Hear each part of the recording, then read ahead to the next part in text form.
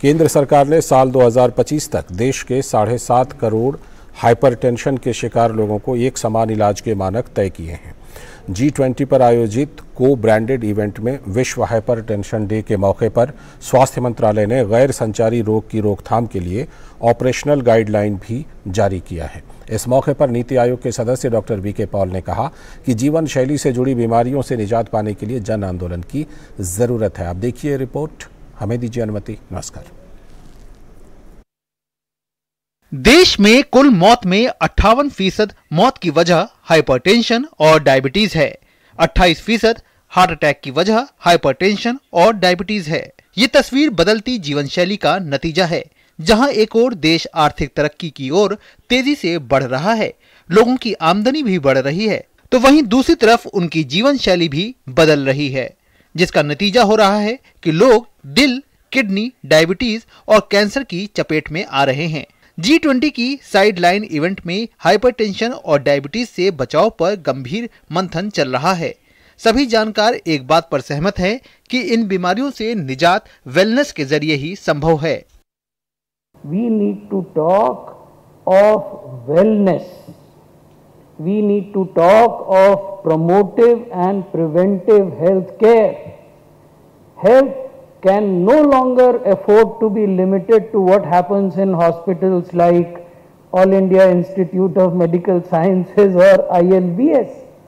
Health has to be what happens every day in our life. केंद्र सरकार ने hypertension और डायबिटीज से निपटने के लिए महत्वाकांक्षी लक्ष्य रखा है। इसके लिए गैर संचारी रोग की रोकथाम के लिए ऑपरेशनल गाइडलाइन भी जारी किया गया।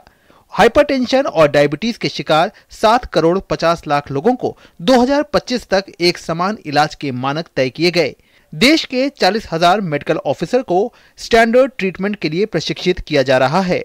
हमारा जो प्राथमिक सेवाएं हैं, हेल्थ एंड वेलनेस सेंटर हैं हमारे, उनके थ्रू होगा। डिटेक्शन करेंगे, 30 से ऊपर के जो व्यक्ति हैं उनकी स्क्रीनिंग करेंगे, जिसको ब्लड प्रेशर, उसका ब्लड प्रेशर की ट्रीटमेंट की दी जाएगी, उसका फॉलोअप किया जाएगा। ज़रूरत होगी तो दूसरी दवाई बाद में ऐड करी जाएगी। और हमें दिखाना है कि ब्लड प्रेशर का कोई भी व्यक्ति का ब्लड प्रेशर नॉर्मल हो जाए। Globally, half of the people who have hypertension do not know.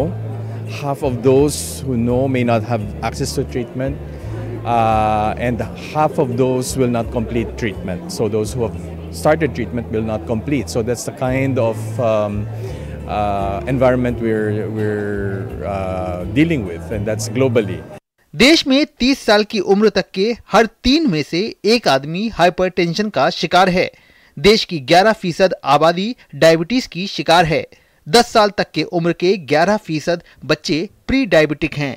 जाहिर है ये महामारी का रूप ले चुका है और इससे निजात पाने के लिए जीवन में योग, शारीरिक गतिविधि को बढ़ाना, खेल कूद और खान पान में बदलाव की जरूरत है। Nitendra Singh, DD news.